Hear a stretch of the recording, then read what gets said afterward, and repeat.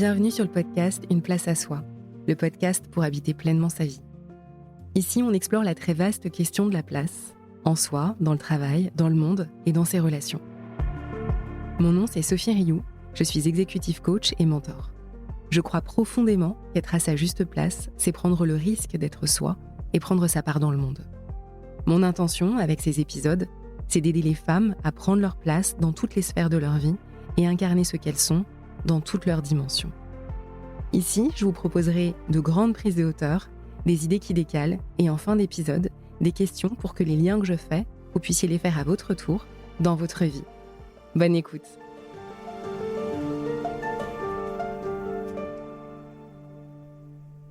L'anxiété du dimanche soir, vous connaissez ? C'est cette espèce de fond sonore qui s'installe quelque part entre 17 et 21 heures, quand la semaine n'a pas encore commencé, mais qu'elle est déjà là, avec sa liste mentale à rallonge, ou ses scénarios du pire. Il y a l'effervescence mentale, celle-là, elle n'a pas de jour préféré, avec ses pensées en ébullition, qui pop-up et parlent généralement tout en même temps. Et puis il y a les moments où ce sont les émotions qui prennent toute la place. Vous êtes dans une colère que vous reconnaissez que trop bien, celle qui tourne en boucle, qui rejoue la scène, la colère qui rumine. Ou bien c'est la fatigue de fin de journée, celle qui a une couleur particulière et qui ne laisse rien d'autre rentrer.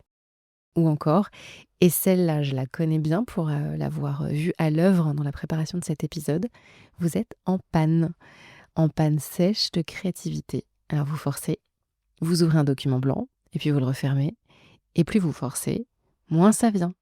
Et dans tous ces moments, on fait la même chose, on reste dans sa tête, on creuse, on rumine, on insiste. Et si finalement dans ces moments-là, le chemin ne passait pas tellement par votre tête, mais plutôt par votre corps. Ce que ces états ont en commun, l'effervescence mentale, la panne de créativité, les émotions qui débordent, la grande fatigue, c'est qu'on habite plus son corps. On est en quelque sorte sorti de son véhicule. Et le véhicule, le corps, lui, il attend avec de la vie qui stagne à l'intérieur. Dans cet épisode, je vais vous parler du mouvement. Le mouvement ample, le tout petit mouvement. Le mouvement qui remet de la circulation et qui vous ramène à vous. Vous allez comprendre pourquoi, quand les pensées prennent toute la place, bouger crée un autre point de vue. Et vous allez découvrir comment le mouvement, même infime, peut être un chemin de retour à soi quand tout semble complètement bouché. On va avancer en 3 temps, 3 situations que vous connaissez, 3 façons dont le corps peut être la réponse.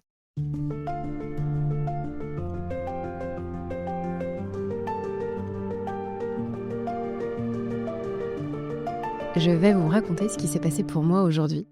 Je devais préparer cet épisode, j'avais des idées, j'avais plein d'idées. J'avais 2 documents ouverts de prise de notes de bouquins que j'ai lus sur le sujet. J'avais des notes sur mon téléphone et en même temps, je parallélisais sur des idées que j'avais pour des épisodes prochains. Bref, donc ça allait dans tous les sens, j'appelle ça le multiplexage. Je ne savais pas par quel bout commencer, je ne savais pas comment connecter les sujets les uns avec les autres. Et donc forcément, plus je forçais, plus ça se figeait.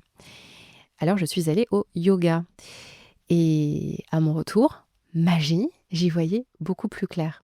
Ce qui me semblait de bons axes avant de partir au yoga était finalement assez random. Les idées qui s'accrochaient se sont détachées. Et puis, il y en a d'autres qui ont émergé en chemin, parce que finalement, il y avait de la place pour. Alors, j'ai une image pour ça. Ce sont les boules à neige. Vous savez, ces petites sphères en verre avec un paysage miniature à l'intérieur. Quand les flocons stagnent au fond, ça fait un paysage qui est un peu triste, un peu enfermé. Mais si vous agitez la boule, tout s'aère. Les petits flocons de neige se reposent, ça fait un paysage différent, mais avec un nouvel ordre, une nouvelle perspective. Eh bien, c'est exactement ce que fait le mouvement avec les pensées. Je monte sur mon bureau pour ne pas oublier qu'on doit s'obliger sans cesse à tout regarder sous un angle différent. Oui, le monde est différent vu de mon bureau.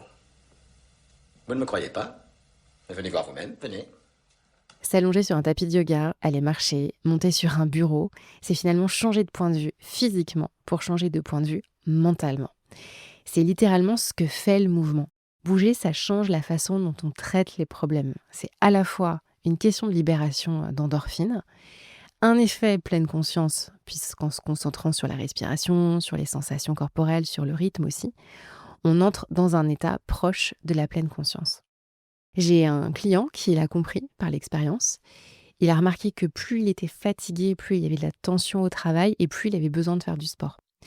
Pas uniquement pour se défouler, ça lui permet vraiment de remettre de l'ordre, de la clairvoyance, de la nuance dans ses perceptions.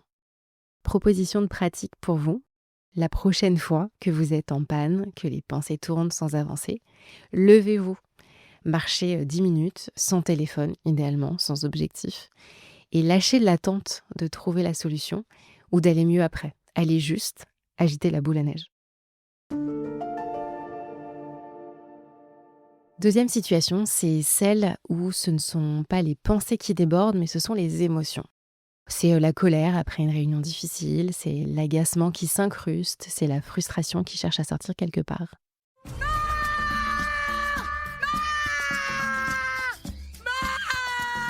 Alexandra, c'est la surprise. Donc je pense à Alexandra, elle est directrice dans une grande structure et un jour elle arrive en séance, il y a eu une confrontation avec un de ses collègues, elle tourne en boucle, elle est très agacée, elle rejoue la scène, elle a besoin de l'évacuer, elle cherche ce qu'elle aurait pu dire, ce qu'elle aurait dû dire à ce moment-là. Ce que je fais habituellement, c'est que je lui demande comment ça se passe dans son corps là au moment où elle est en train de revivre la scène, et là donc il y a forcément un temps d'arrêt, une suspension dans ses paroles. À ce moment-là, elle regarde ses mains qui sont rouges, qui sont moites, qui sont tendues. Avec ses mains, elle lisse son visage et ses sourcils et elle me dit: «Mais ça se voit tant que ça?» Et donc bon, je lui ai dit en plaisantant, mais pas complètement, que je croyais même avoir senti son état avant même qu'elle arrive dans la salle.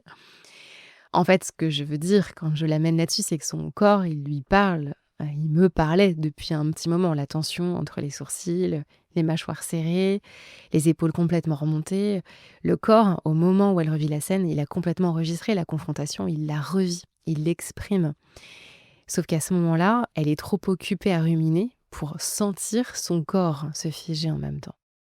Et ça, c'est quelque chose que je trouve absolument fascinant dans ce métier et que je trouve en même temps un peu vertigineux. C'est que quelqu'un qui vous observe a souvent de très bonnes chances de détecter votre état émotionnel avant vous. Parce que le corps, votre corps, il parle souvent en premier. D'ailleurs, on parle parfois de cognition incarnée. C'est l'idée selon laquelle nos émotions seraient dans notre corps avant d'être dans notre cerveau.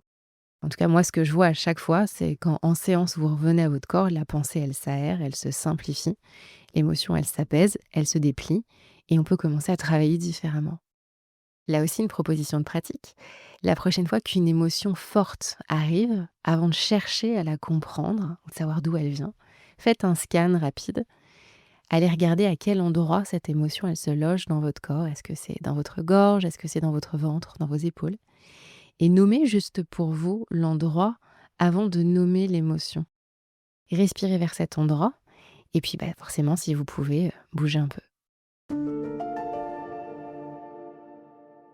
Troisième situation, c'est parfois celle qu'on ne voit pas du tout venir.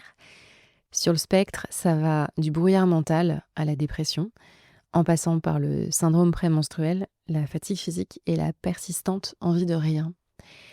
J'ai accompagné une cliente qui traversait un moment comme ça, plutôt sur la partie très droite du spectre. Tout était devenu flou, le travail, les décisions, les relations. Elle fonctionnait, mais à minima, en pilote automatique, et elle était épuisée. Elle s'est arrêtée quelques semaines, et pendant ces semaines, elle a fait des choses assez simples avec ses mains. Elle a fait du jardinage, des activités manuelles, des choses hypnotiques, répétitives, concrètes. Et ce qu'elle m'a dit après, quand ça allait mieux, c'est que ce moment de retour au corps a mis son mental en retrait. Et elle avait vécu un moment de surchauffe. Ce qu'elle disait également, c'était qu'elle avait vécu un climax de suradaptation. Son cerveau, lui, il avait besoin que le corps prenne un peu le relais pour exister autrement que par la pensée. Et je crois vraiment que le mouvement a ce pouvoir hypnotique. Il nous permet de nous dézoomer de nous-mêmes. Et c'est aussi par le mouvement qu'on va à la rencontre de l'autre. Quand on dézoome de soi et qu'on se remet dans le mouvement, on a la conscience qui va dans les mains quand on jardine, qui va dans les pieds quand on marche, qui va dans les doigts quand on tricote ou qu'on bricole. Un mot important ici, si ce que je décris vous ressemble de façon durable, le brouillard, l'envie de rien, la fatigue profonde, je vous invite à en parler à un médecin ou un professionnel de santé. Le mouvement, c'est évident que c'est une ressource précieuse, mais c'est pas un traitement. Donc parfois, on a simplement besoin d'autres choses ou d'autres choses en plus. Et il y a pas de honte à aller chercher du soutien. En tout cas, je vous y encourage si ça vous parle. Une pratique pour vous, à cet endroit-là, s'il y avait une seule chose à faire qui mette le corps en mouvement et vous amène dans un espace un peu plus ample, ce serait quoi? Donc ce que je voudrais que vous emportiez dans cet épisode, la première chose, c'est quand les pensées tournent et stagnent, bougez. Pas pour trouver la réponse, mais pour agiter la boule à neige et laisser les idées se reposer différemment. Le mouvement crée vraiment un autre point de vue. 2, quand les émotions débordent, écoutez votre corps avant de chercher à comprendre avec votre tête. En fait, votre corps, il a déjà enregistré ce qui se passe. Il parle sans doute depuis un moment. Donc la question, c'est est-ce que vous l'entendez, votre corps? Et 3, quand ça va vraiment mal, autant que possible, revenez au corps. Juste réhabitez votre véhicule et encore une fois, si besoin, consultez un professionnel. Dans ces 3 situations qui sont très différentes, il y a quand même un fil commun. C'est que juste avant que ça se passe, on habitait plus au corps. Et le corps, par le mouvement, par la sensation, par la présence, c'est lui qui nous amène sur le chemin du retour. Pour cet épisode, la question signature, c'est la suivante. C'est quelle est la partie de votre corps que vous avez envie d'habiter un peu plus aujourd'hui? Je vous remercie pour votre écoute. Je vous dis à dans 2 semaines. À très bientôt. J'espère que cet épisode vous a plu et qu'il vous a donné envie d'oser mettre un peu plus de ce que vous êtes dans ce que vous faites. Si cet épisode a résonné pour vous, vous pouvez le repartager sur vos réseaux, laisser 5 étoiles ou un commentaire sur votre plateforme d'écoute préférée. Vous pouvez me suivre sur LinkedIn et sur Instagram. Les liens sont dans le descriptif de l'épisode. On se retrouve lundi, dans 15 jours, pour le prochain épisode d'Une place à soi. À très bientôt.